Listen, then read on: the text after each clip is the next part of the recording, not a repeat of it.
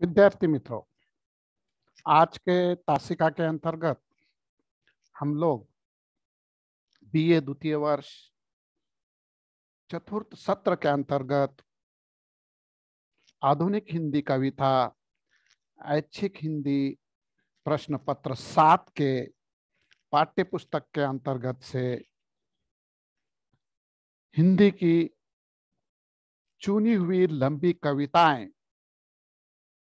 इस पाठ्य पुस्तक के अंतर्गत की दूसरी कविता सरोज स्मृति सूर्यकांत त्रिपाठी निराला जी की जो कविता है, इसे हम इससे पूर्व देख रहे थे। लगभग हमने कविता प्रदीर्घ होने के कारण, लंबी होने के कारण अध्ययन की सुविधा के लिए इसके जो है तो 4 भाग किए। प्रथम भाग के अंतर्गत सूर्यकांत त्रिपाठी निराला जी का स्थूल परिचय देखा और सरोज स्मृति इस कविता का प्रारंभ किया। दूसरे भाग के अंतर्गत सरोज स्मृति का शेष भाग देखा। तीसरे भाग के अंतर्गत भी हमने सरोज स्मृति के जो है तो शेष भाग को ही देखा और अब ये चौथा भाग है जिसमें हम सरोज स्मृति इस कविता के क्या है अंतिम भाग को देख रहे हैं और उसके पश्चात हम जो है तो क्या है इस लंबी दीर्घ कविता का समापन करने वाले हैं। तो हमने देखा था कि कल के तीसरे भाग के अंतर्गत और किस प्रकार से यहाँ पर जो है सरोज का सब कुछ, माँ का भी कार्य और पिता का भी कार्य कवि ने किस प्रकार से जो है तो क्या है किया हुआ है और वो चंद पंक्तियां वगैरह मैंने उसकी आप लोगों के सम्मुख रखी थी और उसके पश्चात जो है तो हमने क्या है तीसरे जो है तो भाग का समापन किया था। देख लीजिए, उससे ही मैं यहाँ पर क्या है प्रारंभ करने जा रहा हूँ, उसे मैं आप लोगों के सम्मुख रखता हूँ और उसके बाद पश्चात उसका अंतिम जो है तो भाग है या आखिरी जो उसका मंजर है उसको आप लोगों के सम्मुख रखते हुए इसका समापन करने वाला हूँ। तो देख लीजिए, वो पिछले तीसरे भाग में हमने जो देखा था उसके अंतर्गत का जो भाग था वो सिंहावलोकन के रूप में आप लोगों के सम्मुख रख रहा हूँ। हो गया ब्याह आत्मीय सोजन, कोई थे नहीं ना आमंत्रण, था भेजा गया विवाह राग, भर रहा न धर निशी दिवस जाग, प्रिय मौन एक संगीत भरा, नव जीवन के शोर पर उतरा, माँ की कुल शिक्षा मैंने दी, पुष्प सेज तेरी स्वयं रची, सोचा मन में वो शकुंतला, पर पाठ अन्य यह अन्य कला, कुछ दिन रह ग्रह तू फिर समोद बैठी नानी की स्नेह गोद में। देख लीजिए, यहाँ तक का भाग हमने देखा था। विशेष रूप से मैंने उसकी 4 पंक्तियों को जो है तो क्या है आप लोगों के सामने जो है तो डिटेल में सविस्तार के साथ जो है तो क्या है रखी थी और वो किस प्रकार की थी वो मैंने आपको इससे पूर्व भी बतलाई और अभी भी मैंने क्या है आप लोगों के समूह को जो है तो रखी हुई है।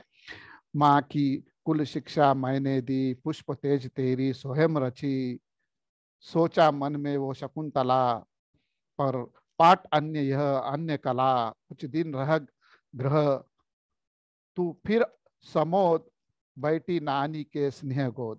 तो यहाँ तक की पंक्तियों को उसको मैंने आप लोगों के सामने प्रतिपादित किया था और यहाँ तक का हमारा मामला क्या है समाप्त हुआ था। उसके आगे का जो हिस्सा है उसको मैं आप लोगों के सम्मुख रख रहा हूँ। कविता का अंतिम चरण है और इसमें उसने मामा मामी के प्यार दुलारे के बीच नानी की स्नेह गोद में सरोज के जीवन की क्या है करुण अंत का जो है तो प्रसंग है। क्या है इसमें, इस कविता के अंतिम चरण के अंतर्गत मामा मामी के प्यार दुलारे के बीच अपनी नानी के स्नेह गोद में सरोज ने क्या है जीवन का करुण अंत किया हुआ है और पुत्री के द्वारा महामरण के वरण की बात भी निराला बड़े सहज और निसंग भाव से कह जाते हैं, लेकिन तमाम सहनशीलता की कड़ियां जिन्हें निराला अपने स्वाभिमान और विश्वास का सहारा देकर रोके रखे थे, एकाएक वो भी ढह जाती है और वो कह उठते हैं, क्या दुख ही जीवन की कथा रही, क्या कहूँ आज जो न कही। है ना, उनके जो है तो हमें दिखाई देता है कि निराला के ये जो तो पराजय निराला की क्या है, शोक से वो किस तरह से पराजित हुए हुए, पराभूत हुए हुए उसको इंगित करती है। तो अंतिम पंक्तियां मैं आप लोगों के सम्मुख रखते हुए इस कहानी का, सॉरी, कविता का समापन करने जा रहा हूं। क्या है, मामा मामी का रहा प्यार, भर जलद धरा को जैसे अपार, वे ही सुख दुख में रहे न्यास, तेरे हित सदा समस्त व्यस्त, वो लता वही की जहां कली, तू खीली स्नेह से हीली पली, अंत भी उसी गोद में शरण ली, मुदे दृग वर महामरण, मुझ भाग्यहीन की तू सब, मुझ भाग्यहीन की तू सबल, युग वर्ष बाद जब हुई विकल, दुख ही जीवन की कथा रही, क्या कहूँ आज जो नहीं कही, हो इसी कर्म पर वज्रपात, यदि धर्म रहे ना नत सदा साथ, इस पथ पर मेरे कार्य सकल, हो भ्रष्ट शीत के से शतदल, कन्ये गत कर्मों का अर्पण कर, करता मैं तेरा तर्पण। और इस प्रकार हमें दिखाई देता है कि निराला जी ने अपनी सरोज स्मृति इस कविता के अंतिम चरण के अंतर्गत जो है तो भाव प्रकट किया हुआ है, उसको हम यहाँ पर प्रतिपादित करते हुए उसके ऊपर जो है तो स्पष्ट रूप से चर्चा व्यक्त करते हुए इसे जो है तो क्या है समाप्त करने का यहाँ पर प्रयास करने वाले। तो मित्रों, देख लीजिए कि अपराजय निराला यहाँ शोक में क्या है, पराभूत हुए हुए है। और इतना ही नहीं, भावना के प्रबल वेग से सारे संयम उनके क्या है टूट जाते हैं। पूरी कविता में यह दो पंक्तियां सर्वाधिक मर्म भेदक है, क्योंकि ये संयम के बांध को तोड़कर बरबस हृदय के बाहर आ गई है। यदि ऐसा न हुआ होता तो कविता अधूरी लगती और निराला अति मानव ही बने रहते। निराला का अभावग्रस्त जीवन फिर से उनके सामने उपस्थित हो जाता है, जिस कारण एक लंबी बीमारी के बाद उपचार के अभाव से सरोज की मृत्यु हो जाती है और वे जीवन में दुख ही परिव्याप्ति बताकर चुप रह जाते। कवि के मौन ने जो कुछ व्यंजित किया है उन्हें शब्दों में कह पाना वास्तव में क्या है, कठिन है। अंत में निराला अपने विगत पुण्य कर्मों को अर्पित करके सरोज का तर्पण करते हैं। देख लीजिए, तर्पण करना आप सब भली भांति जानते हैं। वो दो पंक्तियां भी देख लीजिए, जैसे विवाह में कन्यादान करते हैं, अंतिम समय में क्या है तर्पण करते हैं ना, कन्यागत कर्मों का अर्पण करता मैं तेरा तर्पण। यानी भाग्य अंकु मिटाने वाला निराला पुत्री की मृत्यु के वज्राघात से हाथ होकर टूट जाता है और हृदय में घनीभूत पीड़ा की चित्कार इस शब्दों में बड़ी मार्मिकता से क्या है अभिव्यक्त होती है कि कन्ये गत कर्मों का अर्पण कर करता मैं तेरा तर्पण।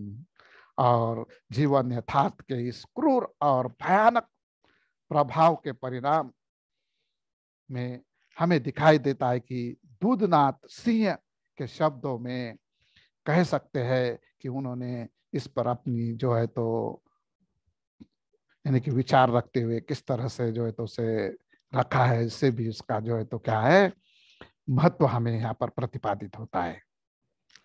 एक महानिराशा की मरुभूमि में कविता का अंत होता है। अपनी रागात्मकता के विनाश और तर्पण की इच्छा का यह जर्जर आवेश निराला के मन की गहरी यातना का क्या है प्रतीक है। इस प्रकार करुणा, व्यंग्य, श्रृंगार और सौंदर्य के चित्रों से सजी इस कविता के प्रत्येक शब्द में जैसे विषाद की क्या है गहरी छाया विद्यमान है। कविता में हमें दिखाई देता है कि सरोज के जन्म से लेकर मृत्यु तक की प्रमुख घटनाएं कवि ने अपने स्मृति पटल पर उतारता है। बीटी सरोज की स्वयं कवि के जीवन से जुड़कर अभिव्यक्ति पाती है। निराला के जीवन में बीटी के मृत्यु के रूप में उपस्थित करुण प्रसंगों का विस्फोट क्षण के रूप में है, जिसके परिणाम स्वरूप कवि के हृदय में सच्ची अभाव और उपेक्षा के दर्द, आक्रोश, व्यंग्य आदि के स्रोत क्या है फूट पड़े हैं। अनेक स्तरों पर कविता एक साथ चलती है, क्योंकि स्वच्छंदतावाद कई स्तरों पर एक साथ संचरण करता है। इसलिए निराला की या हमें दिखाई देता है कि मानवीय अनुभूतियों के कवि के रूप में यहाँ पर उन्हें क्या है दृष्टिगोचर कर सकते हैं। इतना ही नहीं, कवि जो कई भावधाराओं पर एक साथ संचरण करता हुआ जीवन की समग्रता को टटोलता है। व्यक्तिगत जीवन का अध्याय लेकर लिखी गई ये कविता कोई पौराणिक या ऐतिहासिक संदर्भ नहीं देती, किंतु आज के समाज की उस स्थिति को रेखांकित करती है जहाँ एक संवेदनशील या सार्थक रचनाकार को अभावग्रस्तता के दंश चरम सीमा पर क्या है सहने पड़ते। इसलिए दूधनाथ सिंह ने इस कविता को जीवनी परक आत्म स्वीकार की आत्मचरित्रात्मक कविता कहा है, जिसमें कवि संदेह स्वयं उपस्थित है। अन्य रचनाओं में निराला का आत्म प्रक्षेपण बहुत कुछ परोक्ष रूप में है, किंतु सरोज स्मृति तो पूरी तरह से संक्षिप्त आत्मकथा है। इसमें शुरू से अंत तक अपने जीवन के चित्रण की खासियत इन्होंने क्या है इसके माध्यम से प्रस्तुत की हुई हमें देखने के लिए मिलती है। कवि के जीवन की विडंबनाओं का बेटी के जीवन से बड़ा गहरा संबंध है। जाहिर है होना भी चाहिए, बेटी है, लगते जिगर है, खून को खून तोड़ने वाला है, और कवि की ये जो है विडंबना है कि बेटी के जीवन से उनको बड़ा क्या है गहरा संबंध है। यही कारण है कि कवि की पारिवारिक जीवन के अनेक चित्र कविता में अपने आप क्या है उभर कर आए हुए हैं। इस आत्मचरित्रात्मक कविता में कवि के अंदर और बाहर जो कुछ भी विद्यमान था उस सब की झलक यत्र तत्र मिल जाती है। निराला के जीवन में जो कुछ भी स्थायी था इस कविता में है। इसलिए सरोज स्मृति लिखते समय भी निराला एक पिता नहीं बल्कि एक कवि के रूप में आए हुए हैं। देख लीजिए क्या जिगर कहना पड़ेगा वो पिता का। साहित्य में अपनी मृत पुत्री के जो है तो क्या है बाल्यकाल से तारुण्य तक और तारुण्य काल से हमें दिखाई देता है कि विदाई तक, और विदाई के समय माँ और बाप का दोनों का कार्य करने तक, और उसके पश्चात फिर जो है तो उसकी बीमारी और समय में मृत्यु का जो विवरण है चित्रण है, और उस समय में जो है तो लोगों ने उनको जो है तो जो ताने कसे हुए है, उनकी आलोचना की हुई है, उन्हें सताया हुआ है। इनका सारा का सारा मामला साथ लेकर चलना एक क्या है साधारण बात नहीं है। डॉक्टर मलियज ने इस संबंध में लिखा है, सरोज सिर्फ पुत्री ही नहीं, कवि के रचना सामर्थ्य को ललकारने वाला वो यथार्थ है जिससे कवि लड़ा और हारा। सरोज कवि का सबसे बड़ा दर्द और मन में गड़ी हुई फांस है, क्योंकि वो अपनी गद्य में पद्य में समाभ्यस्त प्रतिभा की विवशता है। देख लीजिए कुछ एक विद्वानों की वार्ता जो है या उसका कुछ एक विद्वानों के विचार या उनकी समीक्षा निराला जी की सरोज स्मृति इस कविता के माध्यम से हम यहाँ पर देखते हुए इस कविता का क्या है समापन करने को क्या है हम जा रहे हैं। देखिए, आचार्य नंद दुलारे वाजपेयी ने सरोज स्मृति की निराला के समस्त काव्य शीर्ष पर क्या है एक जो है तो क्या है प्रश्न नहीं कहेंगे हम, उसके संबंध में एक जो है तो मतांतर व्यक्त किया हुआ है। उनकी दृष्टि में देखिए, किसके, मैंने अभी भी बताया आपको कौन है वो, तो और कोई नहीं है, आचार्य नंद दुलारे वाजपेयी है। और उनकी दृष्टि में दीर्घ प्रगीत के असाधारण प्रसार में इतना समाहित संगठन निराला की किसी दूसरी रचना में शायद ही मिले। जान पड़ता है कि इस दुख के अवसर पर निराला की समस्त टूटती हुई वृत्तियां पुनः एकान्वित हो गई और करुणा की भूमि पर ऐसे काव्य की सृष्टि की जा सकी है जो समस्त हिंदी काव्य में अपना सानी नहीं रखता। कविता के आठों मंजर कवि रचना कौशल्य को ही क्या है उजागर करते हैं।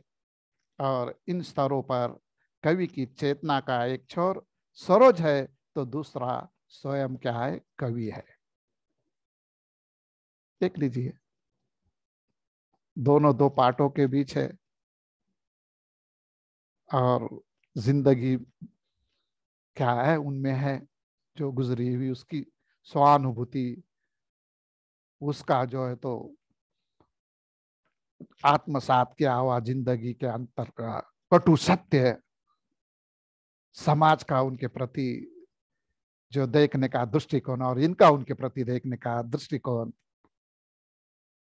समाज जाति के लोगों का जो है तो व्यवहार, इतना ही नहीं उस समय के साहित्यिक लोगों का व्यवहार, विशेष करके संपादक लोगों का जो है तो उनकी रचनाओं को स्वीकार कर कर उसे जो है तो सधन्यवाद वापस भेजने का कार्य आदि जो है तो हमको क्या है इसमें देखने के लिए मिलता है। सरोज और कवि के जीवन संदर्भ यहाँ पर स्मृति चित्र के रूप में आए हैं और इसके साथ सामाजिक यथार्थ और व्यंग्य के चित्र है। सरोज जीवित और साकार रूप में कविता का मुख्य आधार है और अन्विति के समस्त सूत्र उसी में जुड़े हुए हैं। एक विचार सूत्र से जुड़े हुए अनेक बिंब जो कविता में वैचारिक बिंब हो, प्रिया मनोहर देवी का पुत्री रूप में प्रक्षेपण, सरोज के तारुण्य वर्णन का स्वप्न या उषा जागरण छंद आदि प्रतीकात्मकता पर यहाँ पर क्या है हमें उनका जो है तो विवरण देखने के लिए मिलता है। देख लीजिए, मैं फिर से इस सरोज स्मृति लंबी दीर्घ कविता के एक अलग पहलू पर प्रकाश डालते हुए इसको यहाँ समाप्त करने का प्रयास कर रहा हूँ। देख लीजिए, सरोज स्मृति में पूर्व दीप्ति का नाटकीय क्या है विद्यमान है। सरोज स्मृति में पूर्व दीप्ति यानी फ्लैशबैक है ना, का नाटकीय यहाँ पर क्या है विद्यमान है।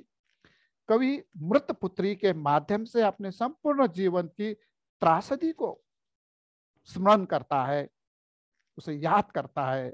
पुत्री की 18 वर्ष की कथा के माध्यम से कवि को अपनी कथा स्वागत कथात्मक शैली में अभिव्यक्त हुई भी देखने के लिए मिलती है।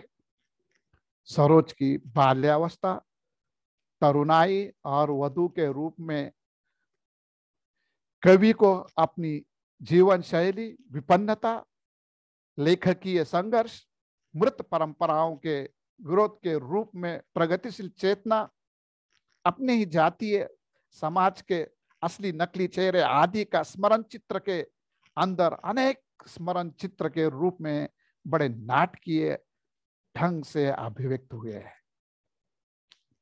कन्या का अकाल मृत्यु से उत्पन्न शोक, कोलाहल करने वाली विरोधियों पर व्यंग्य, विरोधी भावों का संघर्ष, मन की अशांति का चित्रण, यह है कि उनका स्वागत कथन।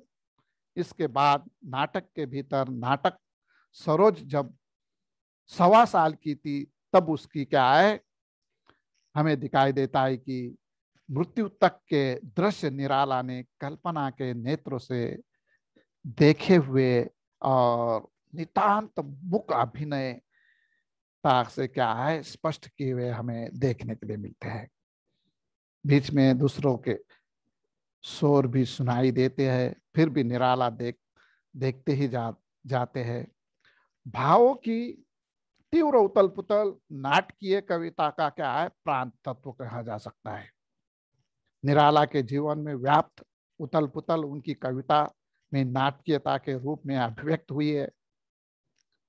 प्रयोग की दृष्टि से हिंदी में यह अपने ढंग की रचना है। इसके सूत्र अंग्रेजी शोक गीतों में भले ही ढूंढे गए हो, किंतु रचना विधान की दृष्टि से ये निराली है। और इसमें निराला सृजक, भोक्ता और उनका व्यक्तित्व शोक ही साहस, व्यंग्य और आक्रोश से क्या है बदल गया हुआ हमें देखने के लिए मिलता है। तो देख लीजिए विद्यार्थी मित्रों, मैंने यहाँ कुछ विद्वानों के जो विचार है उससे संबंधित उनकी जो है तो वार्ता है, उसका जो है तो क्या है कुछ जो है तो वर्णन वगैरह किया हुआ है। और आज यहाँ हम डॉक्टर बाबा साहेब आम्बेडकर विश्वविद्यालय ने हमारे पाठ्य पुस्तक के अंतर्गत जो सरोज स्मृति नामक सूर्यकांत त्रिपाठी निराला जी की कविता रखी थी, उसके जो है तो क्या है 8 मंजर को हमने एक के बाद एक 4 भागों के अंदर देखने का प्रयास किया। उस पर विविध विद्वानों के जैसे नंद लारी वाजपेयी हुए, या वो दूधनाथ सिंह हुए, या जो है तो जलमय नामक एक विद्वान है वो हुए है ना, अन्य विद्वानों के भी विचार वगैरह मैंने आप लोगों के सम्मुख रखा और उसे प्रतिपादित करने का प्रयास किया। मुझे लगता है कि आप लोगों के समझ में ये कविता भली भांति आई होंगी। अगर इससे संबंधित कुछ समस्या वगैरह हो तो क्या आप मुझे फिर से इसके संबंध में क्या है चर्चा कर सकते हैं। मैं उसके लिए तत्पर हूँ। अगर कोई समस्या हो तो उसके लिए भी हूँ। और हम यहाँ पर जो है तो इस कविता का समापन हुआ ऐसा क्या है घोषित करते हैं। धन्यवाद।